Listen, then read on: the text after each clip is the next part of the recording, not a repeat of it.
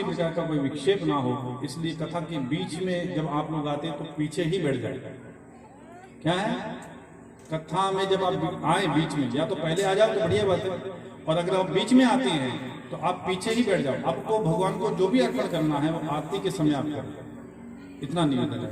क्योंकि आते जाते हैं ना आप लोग तो कथा में जो क्रम है वो टूट जाता है। वैसे ही आपकी भीड़ बहुत ज्यादा है, इसलिए मेरे को थोड़ा संभलने में भी टाइम लगता है ना, ये आप समझ रहे हो। तो जितने भी आ रहे हैं वो श्रोता आ रहे हैं, मैं ये मान रहा हूँ। जितनी माताएं बहनें आ रही हैं वो श्रोता के रूप में बड़े सुंदर तरीके से कथा बैठ करके सुनती हैं। आपका भाव बहुत अच्छा है और आपसे निवेदन है आप मुझे आशीर्वाद दें तो मुझे अच्छा लगेगा। लेकिन जब आप पाँव को छूते हैं तो मेरे को बिल्कुल भी अच्छा नहीं लगता। मैंने 50 बार रोक दिया, टोक दिया आप सभी को। ये आपसे निवेदन है, कोई कथा के बीच में आओ तो वहीं के वहीं रोक दो भाई, उनको यही बैठ जाओ, आरती के बाद में महाराज ने कहा होगा। इतना निवेदन। कल और परसों ये 2 दिन आपके बीच में हमारे बीच में रह गए, और 2 दिन बाद में थे थारा गए, मैं कोई और घर देख ले नहीं, तो बीच में विक्षेप ना हो, क्यों क्रम टूट जाता है। वहीं बैठ जाओ, वहीं बैठ जाओ। ठाकुर को ला दो इधर, ठाकुर को छोड़ जाओ, बाकी वहीं बैठ जाओ। जो भी चढ़ाना जिनको थे लेके आए हो, बोले ना आप नहीं चढ़ाते, कोई बात नहीं। हनुमान दादो सुखी रखा, बोली बाल कृष्ण लाल की, गौ मात की। नाथ भोलेनाथ ने मन में विचार किया कि अभी आने की देर ना भाई, भगवान को देखने की देर ना भाई। मैया ने तो कह दिया कि जाओ, अब जाओ। तो भोलेनाथ कहने लगे, अरे मैया मैं चलो तो जाऊंगा, लेकिन एक बात कहूं, नजर तो मैंने देखते ही उतार दी, लेकिन तो को पता ना है इस पर आने वाले समय में बहुत नजर लगेगी, इसलिए तू मेरी गोद में दे दे तो मैं पूरी जिंदगी की जो नजर है वो खींच लूंगा, और पूरी जिंदगी नजर के कारण नहीं रहोगे तुझे लाला। अच्छा बाबा ऐसा बोले, हाँ ऐसी सिद्धि है मौके बात में, चल ठीक है तो मेरी गोद में ही कर दे। अब भगवान भोलेनाथ अपनी गोद में लेना चाहते थे कि जिसके जो ब्रह्मांड का निर्माता है वो माँ के गर्भ में आया है छोटा सा बन करके, तो जरा देखो तो सही भगवान कैसे लगते हैं, गोद में कैसे लगते हैं। लेकिन मैया ने नहीं दिया, मैया भयभीत हो रही थी, मैया डर रही थी। मैया ने कहा कि बाबा मेरी गोद में ही कर दे, तो झाड़ फूक जो भी करनी मेरी गोद में ही कर दे, लाला मेरी गोद में। बोले नहीं नहीं मेरी गोद में दो, तो खेचातानी शुरू हो गई। मैया देना नहीं चाहती। मैया कहती मुझे डर लगे, किस बात का? बोले गले में है ना, नीचे उतर लिया तो। बोले मैया चिंता मत कर, ये फालतू नहीं है, ये पालतू है। इसको मैंने कहा वो ऊपर ही जाएगा। जो फालतू होते हैं ना वो इधर उधर भटकते हैं, कभी इधर मुंह मारते हैं, कभी उधर मुंह मारते हैं, लेकिन जो फालतू होते हैं ना वही की जगह पर रहते हैं। अब इसमें फालतू और पालतू कौन है? आध्यात्मिक दृष्टि से देखे तो ये मन आजकल फालतू है। क्या है? फालतू है, जो इधर उधर घूमता रहता है। लेकिन अगर मन को पालतू बना लो तो महाराज वो अपनी मर्जी से चलेगा, अपनी से चलेगा। समझ में आ रही? मन अपनी तरफ से नहीं चलेगा, अपनी मर्जी से चलेगा। इसलिए पालतू बनाओ, फालतू नहीं। मन को कुत्ता बताया गया, साधुओं ने संतों ने मन को कुत्ता बताया। बोले ये तो कुत्ते की तरह है, तो समझाया कि मन कुत्ता दर दर फिरे, अरे दर दर दुर दुर हो, एक ही दर पर है रहे तो दूर दूर करे ना को। आपने देखा होगा वीआईपी कुत्तों को और आवारा कुत्तों को। वीआईपी कुत्तों को लोग गोद में उठा करके घूमते रहे, ऐसी गाड़ियों के अंदर लेकर के जाते हैं, नहीं बड़े प्रेम से भाव से स्नान करवाते हैं, साथ में सुलाते हैं। ये वो देखा मैंने कई जगह ऐसे वीआईपी कुत्ते। और जो फालतू कुत्ते होते हैं वो द्वार पे भी आ जाए तो लोग लाठी मारते हैं। उसी प्रकार भगवान के वीआईपी बन जाओ। क्या बन जाओ? भगवान के द्वार के वीआईपी बन जाओ। भगवान गोद में उठा करके घूमेंगे आपको। मन कुत्ता दर दर फिरे, इस मन को परमात्मा में लगा दो तो भगवान गोद में उठाएगा। गोद में महाराज ले लिया। अब जैसे गोद में लिया तो उसी क्षण भगवान को निहारते निहारते आंखों में आंसू आने लगे और भगवान भोलेनाथ जोर जोर से रोने लगे। अब जोर जोर से रोने लगे, क्यों? नव कंज लोचन कंज मुख कर कंज बद कंजानम। इतना सुंदर मुखार बिंदर भगवान मन में विचार करने लगते हैं कि जो दुनिया को बनाने वाला, चलाने वाला, आज वो स्वयं इस संसार के अंदर बालक बन करके आया है, जो दुनिया का पालक बालक बन करके आया छोटे से। कितने सुंदर लग रहे हैं। तो इतने भाव विभोर हो गए कि आंखों में आंसू आ गए और रोने लगे। जैसे रोने लगे तो उसी क्षण मार, एक बच्चा रोए घर में तो प्रिय लगता है, लेकिन अगर कोई बूढ़ो रोए ना, कैसा लगता है? बढ़िया लगेगा नहीं? अब बूढ़ा रो रहा है, भोले बाबा बूढ़े हैं, वो रो रहे हैं। अब रो रहे हैं तो मैया ने अचानक कहा, ए बाबा ये क्या कर रहा है? मंगल दिन है, लोग बधाई देने के लिए हमारे घर में आवे और तू रो रहा है, क्या बात हो गई? अब भोले बाबा सोचने लगे कि क्या बताऊं, भेद को भेद रखना है। तो बात को घुमाते हुए कहा कि मैया मैं जानबूझ करके नहीं रो तो तेरे लाला के ऊपर नजर थी ना, जो वो नजर सारी जिंदगी की नजर थी, एकदम से मैंने खींची तो थोड़ा असर तो मुंह पे भी हो गए। अब किसी को करंट लगा हो तो दूसरा भी कोई हाथ लगा ले तो थोड़ा असर उससे भी तो होता है। अब सारी जिंदगी की नजर मैंने ली है तो थोड़ा असर मुंह पे तो होगा। अगर तू कहे वापिस छोड़ दूं, अब वापिस छोड़ने की बात कही तो मैया ने फट से लाला को ले लियो। बोले ना ना वापिस मत छोड़िए। तो क्या करूं? बोले करनो का है, तू रोतो रहे, मेरे बाप को कहा, लेकिन मेरा लाला नहीं रोना चाहिए। मैया ने देखा बाबा तो बड़े सिद्ध लगते हैं। बाबा से पूछा, बाबा आपको कोई हस्तरेखा भी देखनी आवे, ज्योतिष देखनी आवे? बोले हाँ अच्छी तरह आवे। तो बाबा देख करके बताइए जरा कि लाला का भाग कैसा होगा, ये कैसा होगा कैसा नहीं होगा। अब बाबा मन में अच्छा लाला का, अब लाला का देखने के लिए क्या देखें? बोले जो दुनिया की रेखा, दुनिया के हाथ की रेखाएं बनाता है उसकी रेखा मैं कैसे देखूं, क्या देखूं? फिर भी भेद को भेद रखने के लिए कहा कि मैया तुम चिंता मत करो, तुम्हारा लाला ऐसा होगा, तुम्हारा यश मान कीर्ति बढ़ाने वाला होगा। और तो और मैया जब तक सूरज चांद रहेगा तब तक नंद बाबा यशोदा का नाम रहेगा। ऐसा तुम्हारा यश और कीर्ति को बढ़ाने वाला तुम्हारा लाला है। अच्छा बाबा, यहाँ तो बड़ी सुंदर बात बताई। पुत्र तो उसी को कहते हैं जो माँ बाप की कीर्ति को, यश को बढ़ा दे, उसके आदर मान सम्मान को और ऊंचा लेकर के जाए। पुत्र उसी को कहते हैं। वो पुत्र कोई काम के नहीं जो मित्र भलो ना चोर भलो ना ठग उखाड़ो, पुत्र भलो ना कपूत भलो ना निर्धन साड़ो, और बेटो भलो ना हो ये सीख ले जो चोरी जारी, और पिता भलो ना हो ये राख ले जो कन्या कुमारी, बेटी भली ना हो ये जो पीवन में श्रृंगार सजावे, बेटी भली ना हो ये जो पीवन में श्रृंगार सजावे, और नारी भली ना होइए जो पति सो पहला भोजन खावे। एक बोलो भलो ना पार ना पाड़ चंदे, और एक सगो भलो ना होइए रात दिन छाती रंदे। ऐसे लोग कोई काम के, इनको छोड़ने में भलाई है।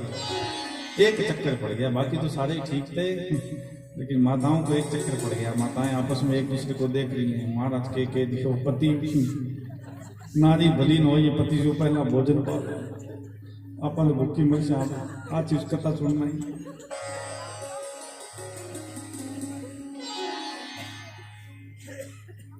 सही बात है कि महाराज मारो धनी अगर 2-4 दिन बाद मर जाए तो मैं तो भूखी मर जाऊं।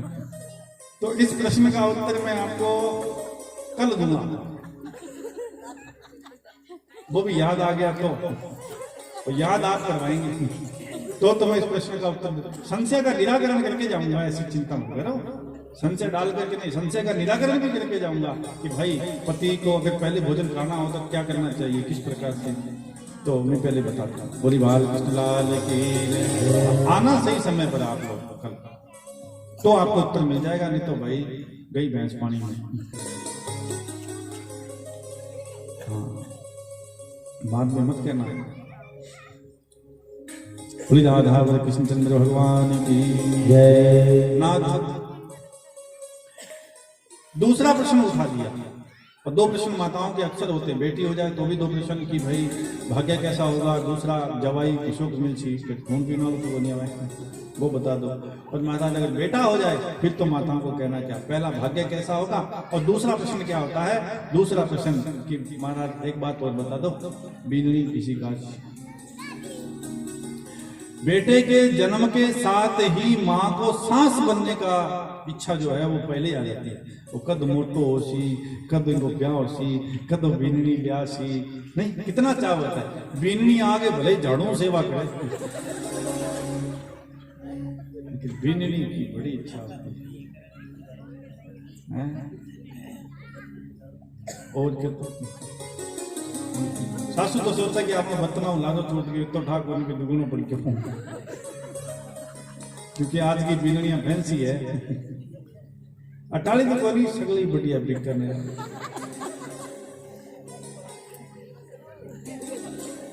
हमारी भी मजबूरी है भाई, हम लोग क्या करें, जहाँ कहीं भी जाते हैं ना तो वहाँ हमें ये प्रशंसा करनी पड़ती है, बाकी तो सासू नहीं करें किसी की।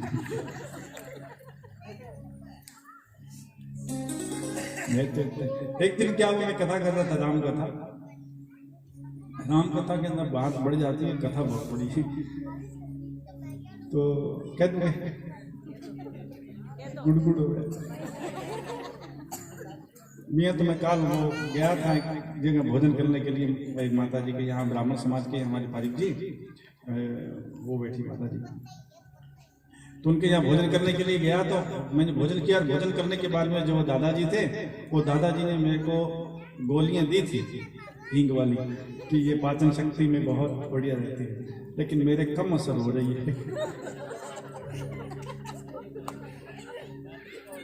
गुड़गुड़ हो रही है, क्या कर, बाहर निकलेगी ये तो निकाल दो।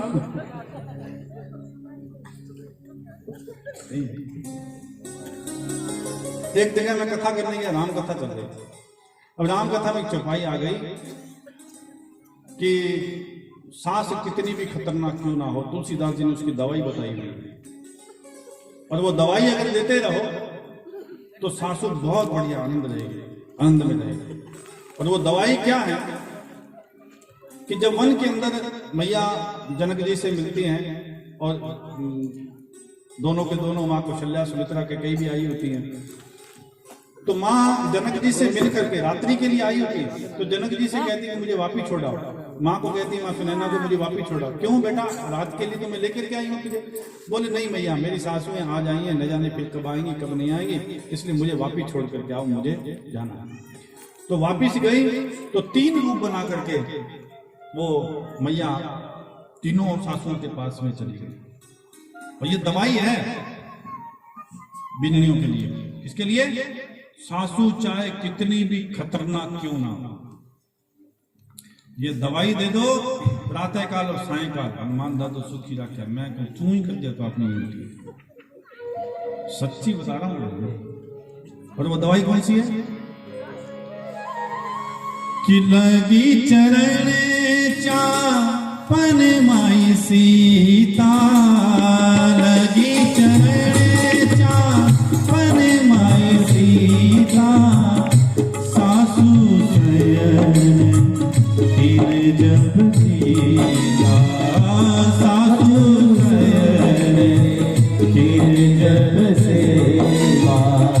श्री राम जय राम जय जय राम, श्री राम जय राम जय जय राम, सिया राम जय राम जय जय राम, सिया राम जय राम जय जय राम। लगी चरण चापन माई सीता, मां सिया तीनों के पांव दबाने के लिए लगी। ये दवाई बहुत अच्छी है, अगर आप सुबह और शाम अपनी सासू को खिलाते रहो, समझ आई? सुबह उठ करके थोड़ी सासू के पांव दबा दो, और शाम को जब वो सोए तब पांव दबा दो।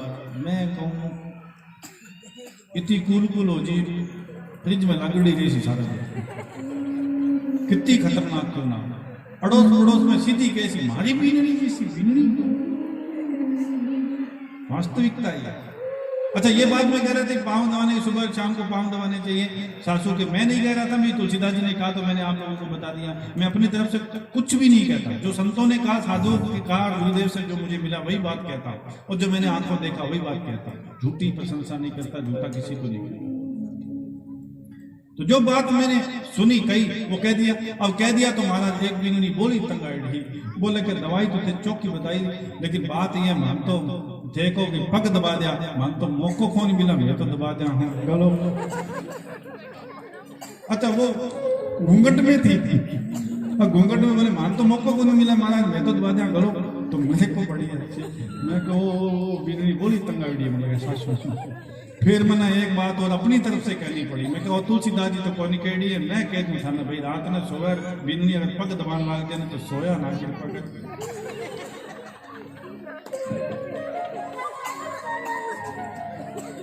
बच्चे कटी को महाराज कह दियो मैं तो बयान ही करती हूँ मुझको मिलियो, हाँ मुझको ना दिया भैया मिलनी है को नहीं इसी तरह। बोली बाल कृष्णलाल की गौ माता। मैया ने कहा कि थोड़ा हाथ देख करके बताएं कि इसकी शादी वादी भी होगी कि नहीं होगी। क्यों शादी तो होगी भैया। बोले शादी नहीं, बता दो सच सच बताना महाराज, मेरे सांत्वना देने के लिए नहीं। बोले सांत्वना देने के लिए नहीं, सच सच कह रहा हूँ शादी होगी। बोले नहीं सांत्वना दे रहे हो। बोले मैया आपको क्यों लगता है कि इसकी शादी नहीं होगी। बोले कारण इतना कारण मैं गोरी नंद बाबा गोरे, लोग कहते हैं कायो कारो जायो ललना, ये तो ललना कारो कैसे जायो या समझ नहीं आ रही। और मैं तो रोज इसे माखन से नहलाऊं दही से नहलाऊं भी आना। तो अब हमारे तो खानदान में ही ना है कोई कारो, लेकिन अब ये कारो हो तो इसको छोरी मिलेगी कि नहीं मिलेगी का भरोसा। इसलिए बाबा सच सच बता दो, कोई बात नहीं, नहीं शादी होगी तो कोई बात नहीं, मैं इसी से काम चलाऊं, लेकिन शादी होगी तो ठीक है, नहीं तो नहीं, तो आप बता दो बाबा। बोले मैया इसकी शादी एक नहीं होगी, तेरे को पता एक दिन नहीं आएगी तो 2 भी नहीं आएंगी बाबा सच्ची। बोले नहीं 2 नहीं इससे भी ज्यादा। बोले 3। बोले नहीं 3 भी नहीं 4। बोले 4। बोले नहीं नहीं भैया 4 से भी ज्यादा। तो 5 आएगी बाबा, झूठ बोल 5 नहीं मैया इससे भी ज्यादा। तो कितनी आएंगी। बोले 16,108। बोले निकलो बाहर।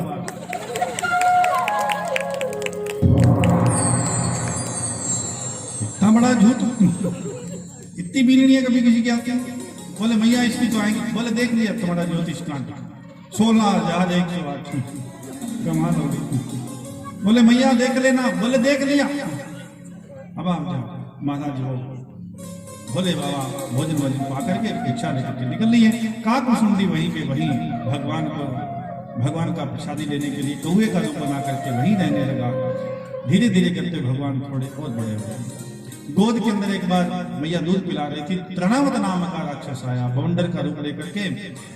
तो भगवान ने देख लिया कि मामा जी ने उड़ने फटोलो भेज दियो मेरे टाइम, तो मैं थोड़े घूम लूं, लेकिन मैया छोड़े तो ही मैं घूमूं। तो अपना वजन इतना बढ़ा लिया कि मैया वहीं के वहीं विचार करने लगी, तूने दूध ज्यादा पी लियो इसलिए तू खेल कूद के यहीं बचा ले और तब तक मैं भीतर काम कर जाऊं। जैसे ही मैया भीतर गई इतने में तो बाउंडर का रूप लेकर के महाराज आ गया। भगवान को उठाया, गोद पे बिठाया और चलने लगे। तो भगवान ने क्षण नहीं लगाया कि इतना वजन बढ़ा लिया कि वहीं एक पत्थर पड़ा था, उसी पत्थर के ऊपर उसको दे पटका, उसके टुकड़े टुकड़े हो गए। भगवान के बाद और ये बाल विश्वनाथ की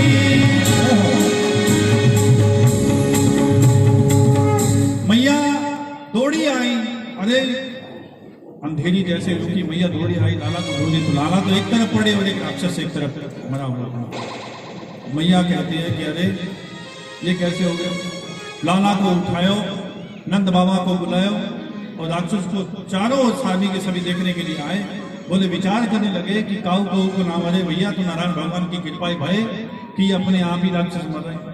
मैया तो गई गौशाला में जाकर के अनुष्ठान करवायो, यज्ञ करवायो। यज्ञ करवाने के पीछे गौ माता की परिक्रमा की और गौ माता से कहने लगी कि नारायण मंदिर रोचनम, हे नारायण हे गौ माता मेरे लाला की रक्षा करियो। गाय की पूंछ से मैया ने 8 बार घड़ा दिया और गाय की पूंछ से अगर कोई भी कितनी भी नजर क्यों ना हो, गाय की पूंछ से अगर झाड़ा दे दिया जाए तो बालक की नजर उतर जाती, कितनी भी नजर क्यों ना हो। कोई बाबा मिले नहीं मिले, लेकिन गाय अगर है घर पे तो हमारे गाय की पूंछ से झाड़ा दे दो 8 बार। कितनी बार 8 बार नारायण नारायण कह करके। ऐसी गौ माता की महिमा।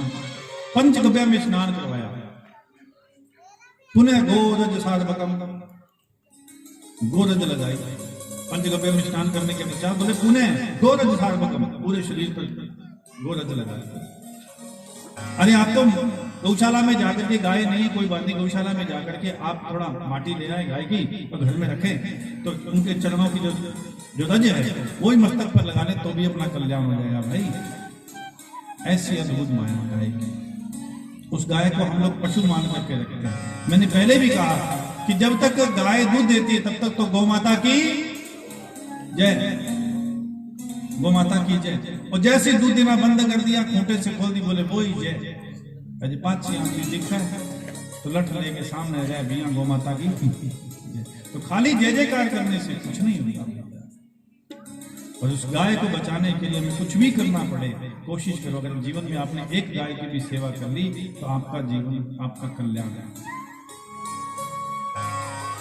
जिसको माँ बाप के अंदर भगवान नजर नहीं आता, गाय के अंदर, जीवों के अंदर भगवान नजर नहीं आता, वो दुनिया के किसी भी तीर्थ स्थान में जाए, कहीं भी लंगर लगाए, कुछ भी करे, उसको भगवान नहीं मिल सकता। भगवान भी स्वयं कहते हैं ना भाई, मातृ देवो भव, पितृ देवो भव, काष्ठ देवो भव, आचार्य देवो भव, ब्राह्मण देवो भव। भगवान स्वयं कह रहे वेद के अंदर। उसके बाद में भगवान का नाम आता है, पहले नहीं आता। भगवान कहते पहले इनका नाम, इनका ध्यान करो। मातृ देवो भव, पितृ देवो भव, गौ देवो भव। इसलिए माँ बाप ऐसा समझ लो कि चलते फिरते तीर्थ हैं हमारे लिए। जहां तक हो सके उनकी सेवा करें। गाय अपने आप में तीर्थ है, अपने आप एक देवालय है, अपने आप में, अपने आप कुछ पल्ले नहीं पड़ेगा भाई अपने। भागवत सुनने के लिए अपने बैठे हैं, अपना कल्याण हो, इस संसार को छोड़े तो हमारा कल्याण हो। इसलिए हम लोग कथाओं में, सत्संग में जाते हैं, भागवत सुनते हैं। हमारी आपकी तरह 2-4 घंटे कथा नहीं चली थी। अब तो समय नहीं है ना लोगों के पास में। लेकिन परीक्षित जी को देखो, जो सप्तद्वीपी राजा थे, सब कुछ छोड़ छाड़ करके भगवान श्री सुखदेव जी महाराज के चरणों में बैठे, प्रातः काल से सायंकाल तक कथा। अब कोई कथा थोड़ी ना रहेगी। अब हम लोग जो कथा करते हैं, कथा थोड़ी ना, ये तो एक व्यथा है जो आपको सुना रहे हैं। पहले हम लोग कथा करते थे, आज से 10 साल पहले तो 6 घंटे 7 घंटे कथा होती थी, बड़ा आनंद आता था। अब तो भाई टाइम देख देख करके निकालना पड़ता है कि भाई टाइम जा रहा है, कथा कहाँ, क्या करें, कैसे करें, किस पर कर सकते हैं। क्यों? लोग कथा सुनने नहीं आते हैं। झांकी का कह दो, फुल भीड़ हो जाएगी। क्यों? सुखदेव जी के चरणों में बैठे परीक्षित जी झांकियां दिख रहे थे क्या? बोलिए, नाच रहे थे क्या वहां?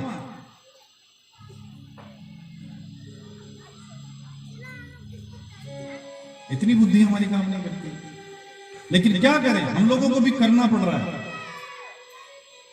ये विडंबना है, बहुत बड़ी विडंबना है हमारे लिए। और कभी कभी, आज से मैं 5-7 साल पहले मेरी झांकी दिखाता ही नहीं था, लेकिन अब जैसे जैसे होता पैटर्न में करना पड़ा। क्या करें, 6 घंटे से 3 घंटे हो गए। बोली बाल कृष्ण लाल की, गौ मात की।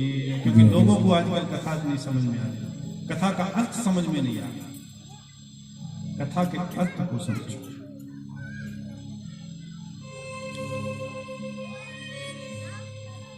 कथा क्या बता रही है? मंदिर, मस्जिद, गुरुद्वारे बहुत बढ़िया बात है, लेकिन सबसे बड़ी बात यह है कि आप अगर आप भगवान को, अपना कल्याण चाहते हैं। अच्छा, एक बात मैं ये भी कहता हूं, चलो स्वर्ग और नरक को छोड़ो। आप स्वर्ग है ही नहीं, नरक है ही नहीं, और वैसे भी अपने को पता नहीं, खाली बातें कर रहे हैं। अपने को पता है? अपने बाप दादा, परदादा, लकड़दादा, तरदादा, करदादा जितने भी हुए वो सभी गए। लेकिन किसी ने फोन करके अपने को कहा क्या कि मैं स्वर्ग में हूं? बताया किसी ने? बेटा यहां मेरी रिजर्वेशन हो गई है बढ़िया तरीके से, तू चिंता मत करियो। हैं? बोलिए। नहीं, मैं कईयों से पूछता हूं, जब भी किसी के घर में जाता हूं तो नीचे लिखा होता है स्वर्गीय फलाना नाम, स्वर्गीय देवी फलानी मती, लिखा होता है नीचे। तो मैं हैरान हो जाता हूं। शाम को मैं सोचता रहता हूं कि जितना भी डोकरा डोकरी सगला मरे सारा स्वर्ग में गया। यमराज बेलो बेटे आना कोई फोन है कि भाई नीचे स्वर्गीय लिखना बेटा, नरकीय मत लिखना। नहीं, स्वर्ग नरक मिलेगा कि नहीं मिलेगा ये पता नहीं, लेकिन अगर जीते जी आप स्वर्ग अपने घर में इस संसार में भोग करके नहीं गए तो मरने के बाद में भी स्वर्ग की कामना नहीं करेंगे। जीते जी अगर आप घर में नरक भोग रहे हैं, नरक बना रखा है अपने घर को, तो स्वर्ग आपको मरने के बाद कहां मिलेगा? कैसे हमारा कल्याण होगा? आनंद लेना चाहिए, कोई भी उत्सव है उसका आनंद लो, मैं ये नहीं कहता आनंद नहीं लो, लेकिन कथा के अर्थ को समझ करके जाओ। खाली वो नहीं कि नाच ले कूद लिए हम लोग निकल, नाचना चाहिए, कूदना, नचना पंजाबी समझ में आपको कहते आती है तो एक बुल्ले शाह ने कहा नचना भी इबादत हो जाती। अगर नचना दा किसी को चाज हो गया, मतलब अगर किन्हें नाचना हो नहीं तो नाचना भी एक इबादत है, वो भी एक पूजा है। उन्हें वाट मक्के दी तो की लेना जिंदा घरे बैठे हैं हज हो गए, वो मक्का जाने की जरूरत ही कोई नहीं भाई, घरे बैठे हज हो जाए, कहीं जाने की जरूरत ही नहीं। संत गाते हैं कि सकल पदार्थ है जग माही, सकल पदार्थ है जग माही, कर्महीन नर पावत नाही, सिया राम नर पावत नाही, सिया राम। श्री राम जय राम, श्री राम जय राम, जय राम, सिया राम जय राम, जय जय राम, सिया राम। सकल पदार्थ है जगवानी पर कर्महीन नर पावत नहीं। सब कुछ होने के पश्चात भी अगर अपने दुख भोग रहे हैं तो इससे ज्यादा मनुष्यता कोई हो ही नहीं सकती, इससे बड़ा कोई दुर्भाग्य हो ही नहीं सकता।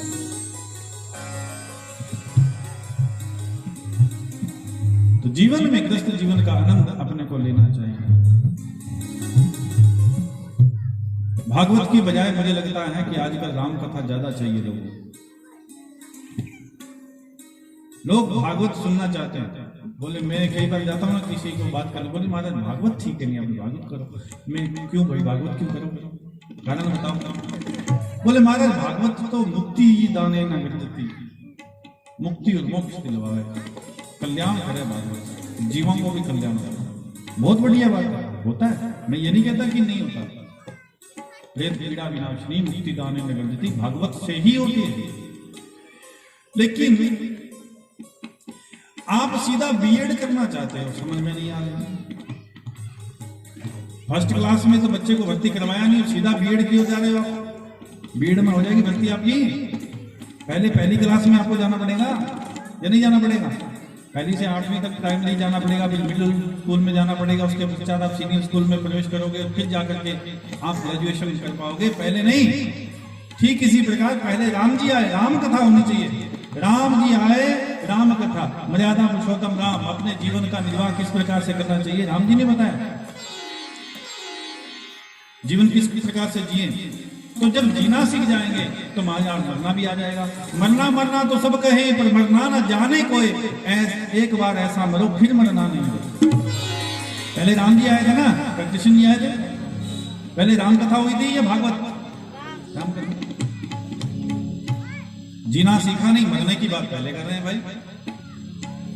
पहले जीना सीखो फिर मरने की बात कर रहे हो। जीना सीख गए तो महाराज कल्याण अपने आप में।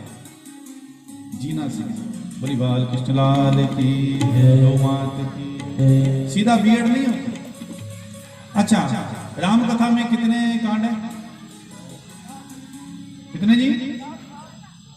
रामचरित मानस में 7 कांड हैं, लेकिन असल में राम कथा के अंदर 8 कांड है, लव कुश कांड भी।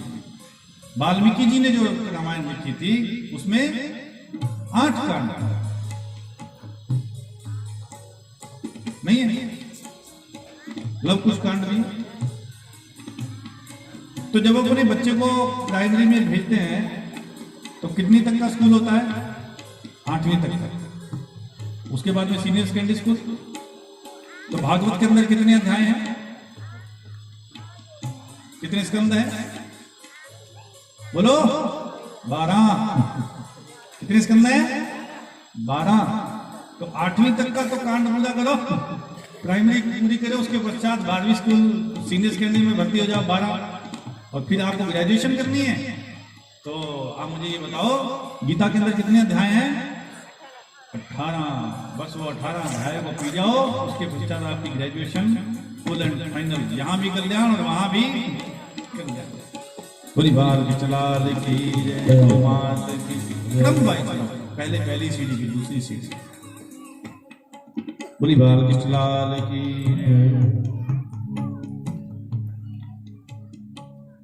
मैया गाय के शीशरणों के रज जो है लगाती है, पुनः गोरज साधना। धीरे धीरे फिर भगवान घुटनों के बल चलना। एक बात तो छकड़े के अंदर भी प्रवेश कर गए तो शक्तासुर का भगवान ने उद्धार किया, छकड़ा तोड़ करके शक्तासुर का। राक्षसों को तो राक्षस कौन है? इसका अर्थ ये है काम क्रोध लोभ मोह मत्सर जैसे राक्षस जो है यही है शक्तासुर, ये धनामत है, यही आगे चल करके अगासुर आएगा। धीरे धीरे करते भगवान घुटनों के बल चलना प्रारंभ करते हैं। मैया हाथ के अंदर रोटी और माखन देती हैं, तो उस माखन को रोटी को कौआ छीन कर चले जाता है। भगवान घुटनों के बल, वो अटैरी पर बैठा उसके पीछे पीछे दौड़ते हैं, दीवार के साथ में हाथ लगा करके जैसे खड़े होते तो पीछे गिर जाते हैं। सभी गोपियां बड़ी प्रसन्न होती हैं भगवान को ऐसा देखते हैं, बड़े सुंदर लगते हैं। वो कितने सुंदर लगते हैं, रसखान को देखो।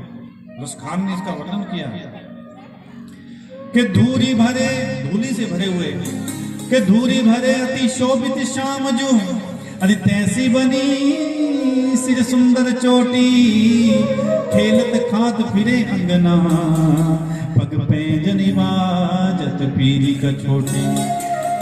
के वा छवि को रसखान बिलोकत, अरे भारत काम कला निधि कोटि। काग को भाग कहाँ कहियो, हरि हाथ सुने गयो माखन रोटी। हमसे तो अच्छा तो हुआ है, धूरी भले अति सर्वत श्याम जो, रसखान भी कहते हैं। अच्छा, हिंदू तो भगवान का दीवाना हो समझ में आती है, लेकिन मुसलमान भगवान के दीवाने बहुत हुए, जिसमें से रसखान नाम के आज भी उनकी महाराज वो मड़ी बनी हुई है वृंदावन के अंदर। परम संत थे, परम भागवत थे, भक्त थे भगवान के। धूरी भले अति शोभित श्याम जो, तैसी बनी सी सुंदर चोटी, और खेलत खाद फिरे अंगना, पग पैंजनी बाजत पीली की चोटी। पांव के अंदर छोटी सी पैंजनी है, वो बजती है, पीली की छोटी, पीले रंग की छोटी सी धोती पहनी हुई है। या छवि को रसखान बिलोकत, बिलोकर माने देखना, कौन? रसखान बिलोकर, वारद काम कला निधि कोटि, और काग को भाग कहाँ गई हो, हरि हाथ से ले गए माखन। हरि के हाथ से माखन रोटी लेकर के चला गया। हमसे तो कौवा ही लाखों गुना अच्छा।